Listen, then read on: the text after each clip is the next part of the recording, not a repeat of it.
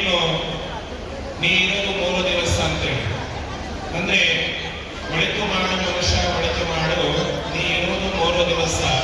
3 ದಿವಸ ಅಂದ್ರೆ ಕೇವಲ ದಿನಗಳನ್ನು ತಿಳ್ಕೋಬೇಡ್ರಿ, ಅಲ್ಲಿ 3 ಅವಸ್ಥೆಗಳನ್ನ ಹೇಳಿದ್ದಾರೆ. ಅದು ಯಾವ್ದು ಕೇಳಿದ್ರೆ ಯಾವ ಬಾಲ್ಯಾವಸ್ಥಾ, ಯೌವನಾವಸ್ಥಾ, ಮುಪ್ಪಿನ ಅವಸ್ಥೆ. ಈ 3 ಅವಸ್ಥೆಗಳು ಪ್ರತಿಯೊಂದು ಜೀವಿಗಾಗಲಿ ಪ್ರತಿಯೊಬ್ಬ ಮನುಷ್ಯಗಾಗಲಿ ಅದು ಯಾವುದೇ ಒಂದು ಇದರಲ್ಲಿ ಉತ್ತೀರ್ಣ. ಆದ್ರೆ ಈ ಒಂದು 3 ಅವಸ್ಥೆಯಲ್ಲಿ ನೀನಿರ್ತಿ, 3 ಅವಸ್ಥೆದಲ್ಲೂ ಒಂದು ಅವಸ್ಥೆ ಬಂದಂತೇಳಿ ವ್ಯಸನಗಳಿದ್ರೆ ಒಂದು ಅವಸ್ಥೆ ಬರಲ್ಲ. ಲಾಸ್ಟಿನ ಅವಸ್ಥೆ ಬರೋದು ಬಹಳ ಕಷ್ಟ. ಮುಪ್ಪಿನ ಅವಸ್ಥೆ ಅವ್ರಿಗೆ ಬರಲ್ಲ. 2ನೇ ಅವಸ್ಥೆಗಳು ಮುಗಿಸೋಗ್ಬಿಡ್ತಾರೆ. ಅವರಿರೋದು 2ನೇ ದಿವಸ ಹೋಗಬೇಕು.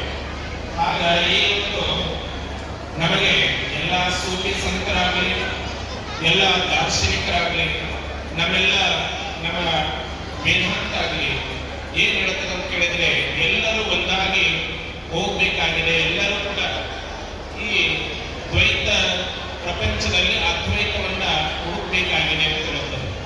ಅದಕ್ಕೆ ಸೂಫಿ ಸಂತರು ಜಗದ್ಗುರು ಆಶ್ರಮದವರು ಹೇಳಿದರು, ನಮಗೆ ಎಲ್ಲವೂ ಕೂಡ 2 ಅದಾವ, ಆದ್ರೆ ಆತ್ಮ ಮಾತ್ರ ಒಂದದ. ಎಲ್ಲ ಶರೀರದ ಅವಯವಗಳು 2 ಕೊಟ್ಟ.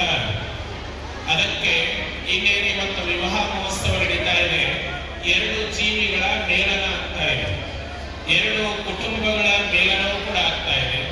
ಇದು ಮದುವೆ ಅಂದ್ರೆ ಕೇವಲ 2 ಜೀವಿಗಳ ಸಂಸ್ಥಾನ ಪೀಠ ಕಾಶಿ ಜಗದ್ಗುರು ಮಹಾಸಂಘದಲ್ಲಿ ಅನಂತ ಭಕ್ತಿಯ ಪ್ರಣಾಮಗಳನ್ನು ಸಮರ್ಪಣೆ ಮಾಡಿ ಈ ಕಾರ್ಯಕ್ರಮ ಸಲುವಾಗಿ ಈ ಕಾರ್ಯಕ್ರಮಕ್ಕೆ ದಯಮಾಡಿಸಿದ ಅವರಿಗೆ ತಮ್ಮೆಲ್ಲರ ಪರವಾಗಿ ತುಂಬು ಹೃದಯದಿಂದ ಸ್ವಾಗತವನ್ನು ನಾವು ಬಯಸ್ತಾ ಇದ್ದೇವೆ. ಎಲ್ಲರೂ ಚಪ್ಪಾಳೆ ಮುಖಾಂತರವಾಗಿ ಸನ್ನಿಧಿಯವರಿಗೆ ಒಂದು ಸ್ವಾಗತವನ್ನು ಕೋರಬೇಕು. ಈ ಕಾರ್ಯಕ್ರಮದ ನೇತೃತ್ವ ವಹಿಸಿಕೊಂಡಿರುವಂತಹ ಆತ್ಮೀಯ ಪರಮ ಪೂಜ್ಯರು ಮಾರ್ಗದರ್ಶಕರಾಗಿರುವಂತಹ ಶ್ರೀ ಶಿವಸ್ತ್ರ ಬ್ರಹ್ಮ ನಮ್ಮ ರೇವೂರು ಮತ್ತು ಜಗದ್ಗುರುಗಳು ಅವರ ಎಡಬಿಡಗಲದ ಕಾರ್ಯಕ್ರಮ ಇದ್ದರೂ ಕೂಡ ಇಂಥ ಒಂದು ಒಳ್ಳೆಯ ಕಾರ್ಯಕ್ರಮ, ಭಾವಿಕ ಕಾರ್ಯಕ್ರಮಕ್ಕೆ ಬರಬೇಕು. ದಸರಾ ದೌರ್ಬಲಿಕ ಮತ್ತು ಶ್ರೀಕಂಠ ಶಿವಾಚಾರ್ಯರ ಈ ಒಂದು ನೇತೃತ್ವದ ಕಾರ್ಯಕ್ರಮದಲ್ಲಿ ಭಾಗಿಯಾಗಿ ಹುಡುಗರಿಗೆ ಆಶೀರ್ವಾದ ಕೊಡಬೇಕಂತ ಮಹಾನ್ ಉದ್ದೇಶವನ್ನು ಇಟ್ಟುಕೊಂಡು ಇವತ್ತು ಇಲ್ಲಿ ಬಂದಿದ್ದಾರೆ. ಹೀಗಾಗಿ ಅವರ ಅಮೂಲ್ಯ ಸಮಯವನ್ನು ನಾವು ಮಾಡೋದು ಮಾತನಾಡಬೇಕಂತ ಅಪ್ಪಾಜಿಯವರ ಆದೇಶ ಆದ ಹಿನ್ನೆಲೆಯಲ್ಲಿ 2 ಮಾತನಾಡಲು ಇಚ್ಛೆ ಪಡ್ತಾ ಇದ್ದೇನೆ. ಇದು ಏನು ಮದುವೆಗಳು ಇವತ್ತು ಇಂಥ ಒಂದು ಜಗತ್ತುಗಳ ಸಾನ್ನಿಧ್ಯದಲ್ಲಿ ಅನೇಕ ಪರಮ ಗುರುಗಳ ಒಂದು ನೇತೃತ್ವದಲ್ಲಿ ನಿಮಗೆ ಇವತ್ತು ಆಶೀರ್ವಾದ ಮಾಡ್ತಾ ಇದ್ದಾರೆ.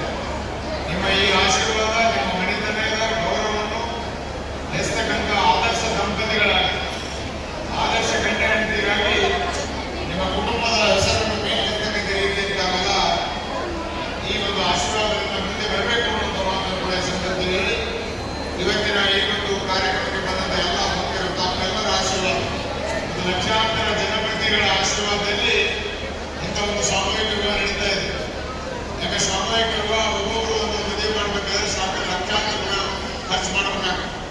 ಇವತ್ತು ದೊಡ್ಡ ಮಾಲೀಕರು, ನಗರಸಭೆಯವರು ಬಹಳ ಒಂದು ತುಂಬ ಕಟಾಕ್ಷದಿಂದ ಅವರ ಭಕ್ತರಿಗೆಲ್ಲ ಸೇರಿ ಇಂಥ ಒಂದು ಅರ್ಥಪೂರ್ಣ ಅಂತ ಸಾಮೂಹಿಕ ವಿವಾಹ ಮಾಡ್ತಾ ಇದ್ದಾರೆ. ಸಾಮೂಹಿಕ ವಿವಾಹದಲ್ಲಿ ನಿಮಗೆ ಶುಭಾಶಯವನ್ನು ಕೋರಿ ನಾವೆಲ್ಲ ನಿಮಗೆ ಆಶೀರ್ವಾದ ಮಾಡಿ ಮುಂದಿನ ಭವಿಷ್ಯವನ್ನು ದಾರಿ ಮಾಡ್ತಕ್ಕಂಥ ರೀತಿಯಲ್ಲಿ ನಾವು ಆಶೀರ್ವಾದ ಮಾಡಬೇಕಂತ ಹೇಳಿ ಪೂಜ್ಯ ಮಹಾಸನ್ನಿಧಿಯವರಿಗೆ ಮತ್ತೊಮ್ಮೆ ನಮಗೆ ಮಾತನ್ನು ಮುಗಿಸ್ತಾ ಇದ್ದಾರೆ.